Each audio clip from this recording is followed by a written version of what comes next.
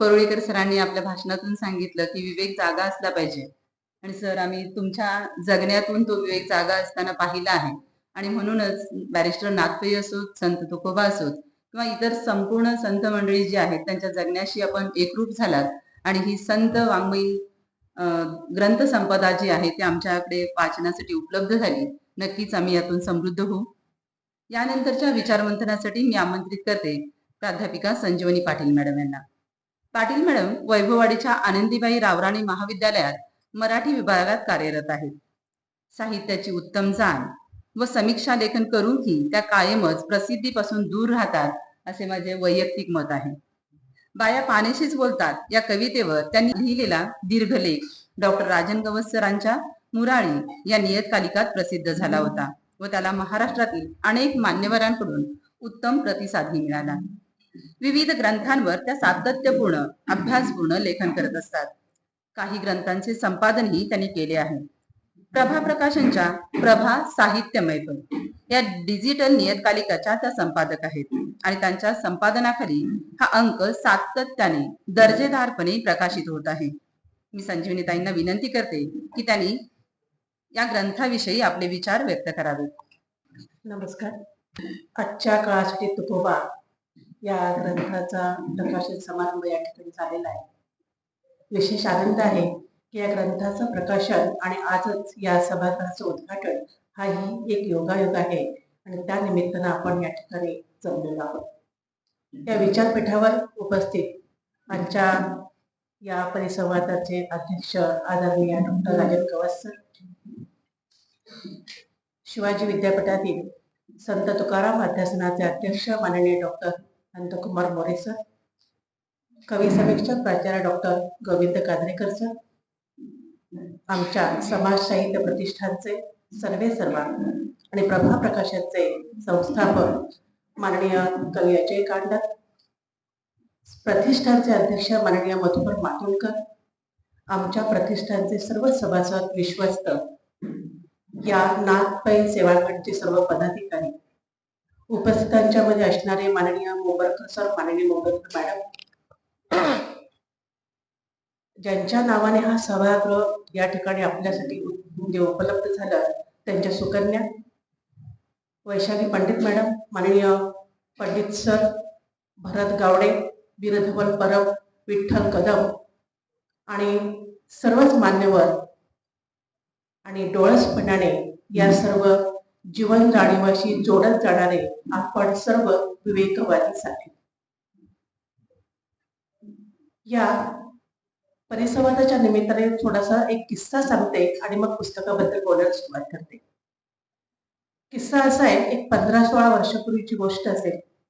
कदाचित आपण इथे बरेच जण त्यासाठी ते माहितगार असण्याची शक्यता आहे.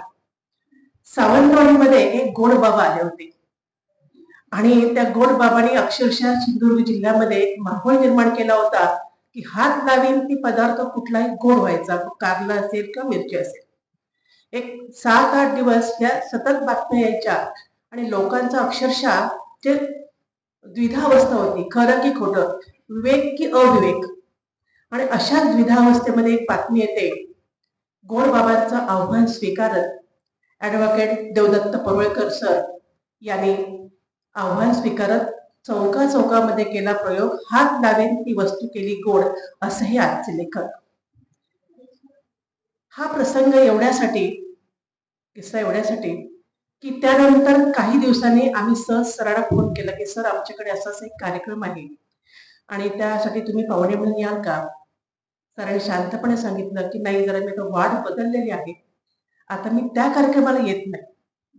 मित्र हो, बदललेल्या वाटेवरचा हा एक महत्वाचा टप्पा आहे असं मला वाटतं आजच्या काळासाठी तुकोबा.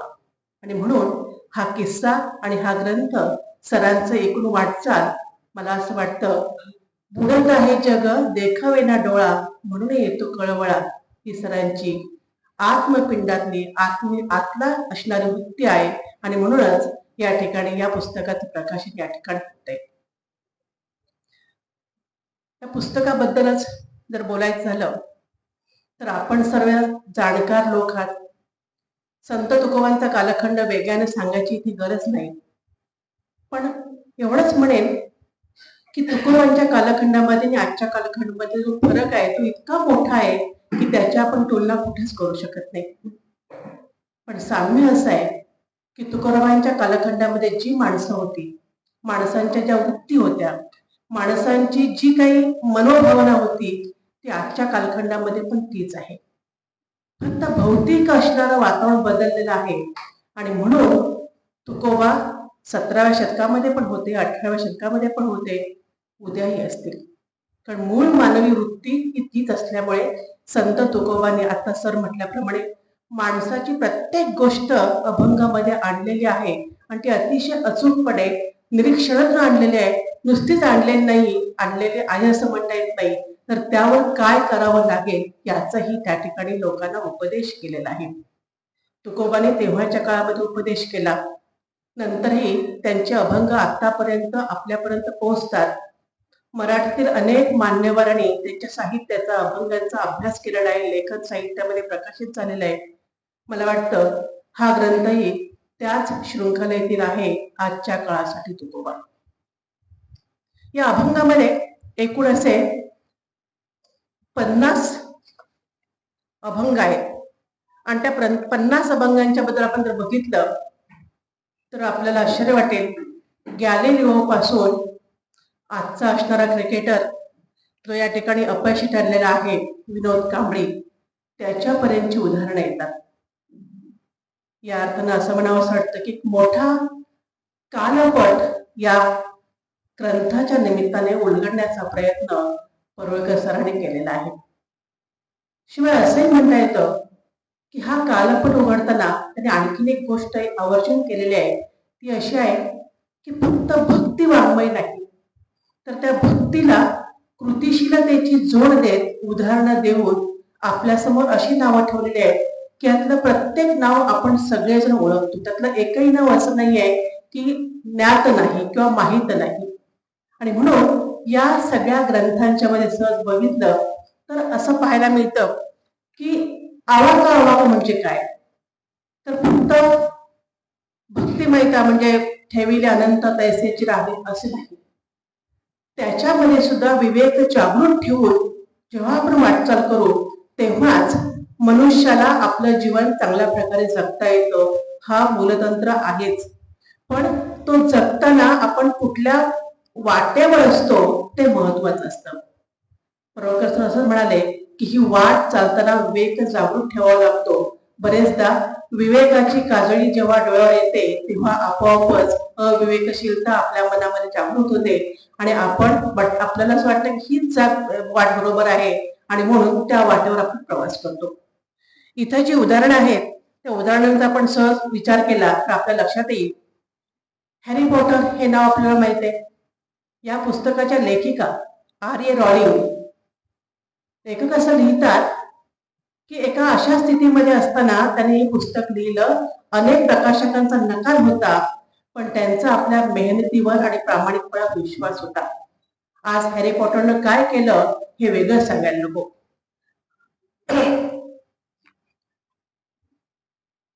आपल्याला जे सुख मिळतं ते सुख या ठिकाणी थोडस बाजूला ठेवून इतरांसाठी काही करण्याची वृत्ती फार कमी लोकांच्या मध्ये असते. जेव्हा ती असते तेव्हा असं सभागृह या ठिकाणी फुलतं, उमलतं. असाच हंगेरीमधील एक व्यक्ती जोसेफ, ज्याने आपल्या सुखातील लहानसा वाटा नाकारला आणि हंगेरीतील पहिलं निशुल्क असं रुग्णालय उभारलं, ज्यामध्ये सगळ्या लोकांना उपचार घेता येत होता. शुद्धतेची तपासणी करणं हा सुद्धा या ठिकाणी असणारा एक माणसाचा गुण आहे. म्हणजे जसं म्हणतात ना की हिऱ्याला म्हणजे हिरा पारखावा लागतो, गाजर पारखी असून चालत नाही.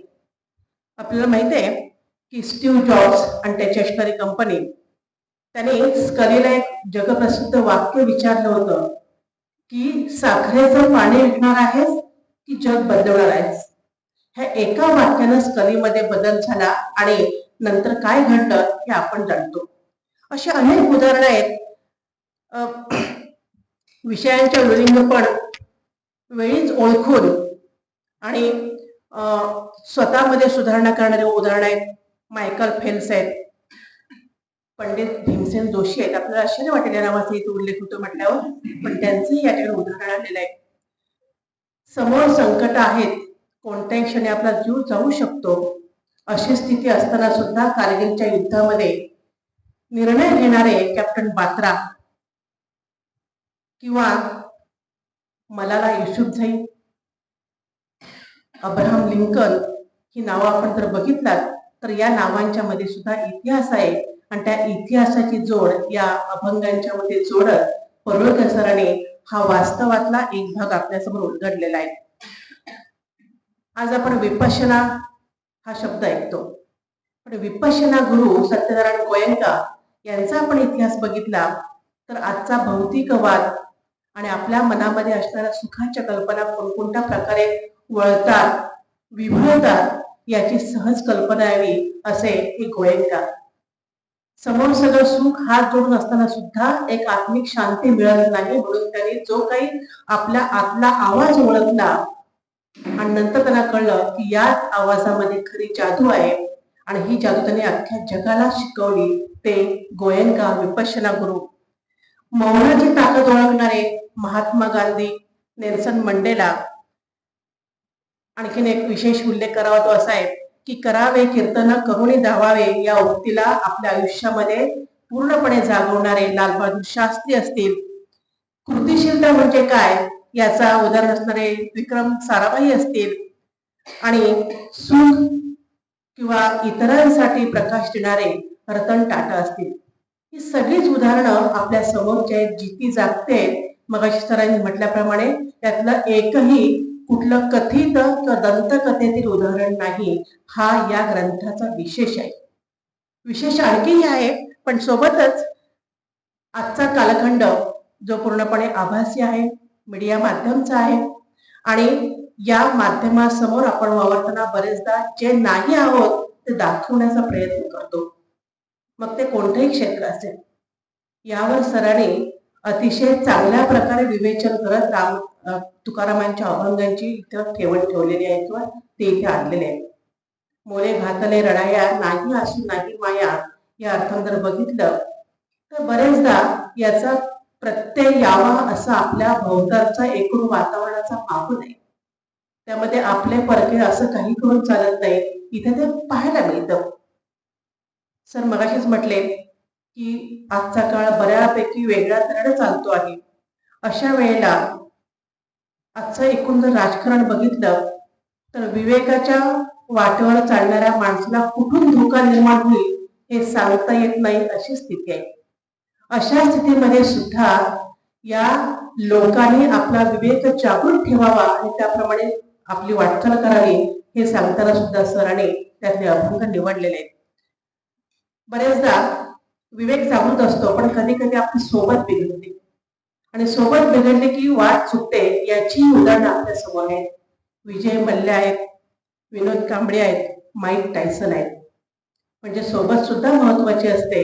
फक्त आत्मिक किंवा आपला आवाज अगदी जेव्हा जेव्हा म्हणून होईल तेव्हाही सोबत आपल्याला महत्वाची ठरते.